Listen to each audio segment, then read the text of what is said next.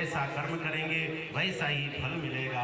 इसीलिए युग ऋषि परम पूज्य गुरुदेव पंडित श्री राम शर्मा आचार्य जी ने मानवता के कल्याण के लिए 3 सूत्र बताए हैं। एक का नाम है उपासना, दूसरे का नाम है साधना और तीसरे का नाम है आराधना। इन्हीं तीनों को समझ लें, इसी को जीवन में अपना लें तो हमारी कथा सुनाने का और हमारा दीप यज्ञ करने का भी उद्देश्य पूरा हो। ये दीप जलते हैं और दुनिया को प्रकाश देके जाते हैं। क्या प्रकाश देके जाते हैं, क्या ज्ञान देके जाते हैं कि तुम भी मेरी तरह ही समाप्त हो जाओगे। मैं तो इसलिए दुनिया में प्रसिद्ध हूँ क्योंकि मैं अपने आप को जला के भी दुनिया को प्रकाश देता हूँ। देवी और सज्जनों, ये दीपक हर जगह जलता है, मंदिर में भी जलता है तो मस्जिद में भी जलता है तो गुरुद्वारे में भी जलता है।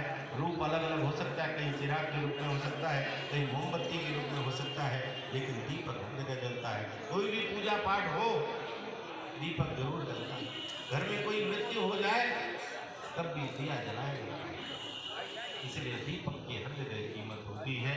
दीपक की तरह हम भी बन जाएं और जीवन को सार्थक कर लें।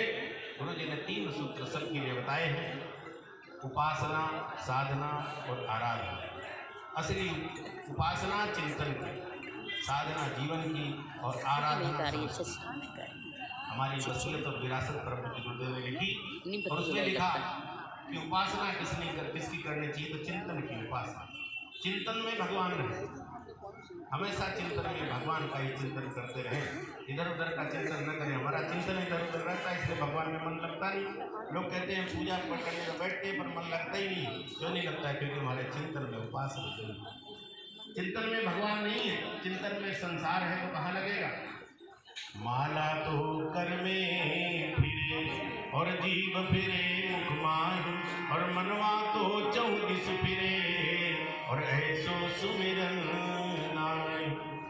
माला तो फिरती रहती है और जीव मुख में भी फिरती रहती है, लेकिन मन चारों तरफ घूमता रहता है, क्योंकि चिंतन की उपासना नहीं है।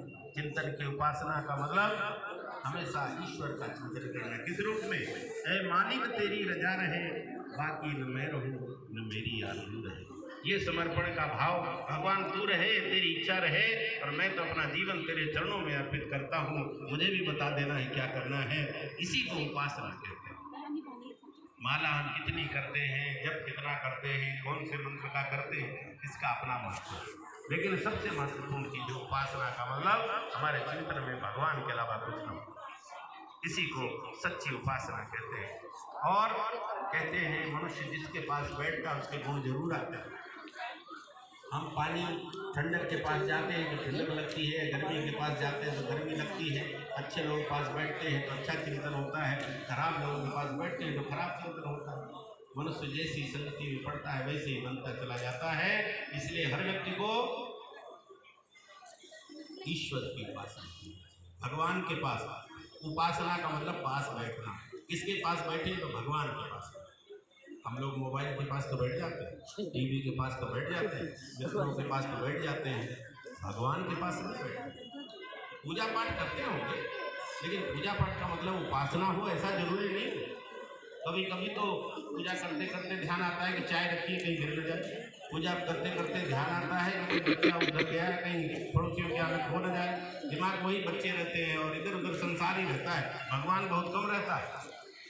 और सब कुछ परित्याग करके अगर भगवान का चिंतन करें तभी उपासना होती है। और कभी कभी मन नहीं लगता है तो बच्चों को दोष देते हैं, पति को दोष देते हैं, पत्नी को दोष देते हैं, तुमने हमारी उपासना मन नहीं लगने दिया, हल्ला करते रहे, ये करते रहे, वो करते रहे। गड़बड़ी अपनी है और दोष दूसरे को देते रहे।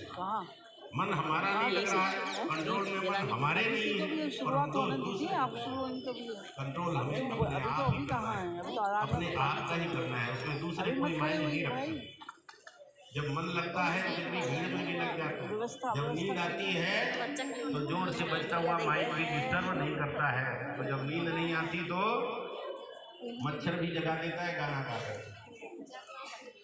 मच्छर कितना धीरे धीरे गाता है लेकिन वो भी जगाने की सामर्थ्य रखता है। कब? जब नींद कम आती हो। जब नींद अच्छी आती हो तो भोंपू बजाते रहे तब भी कुछ नहीं होता है। तो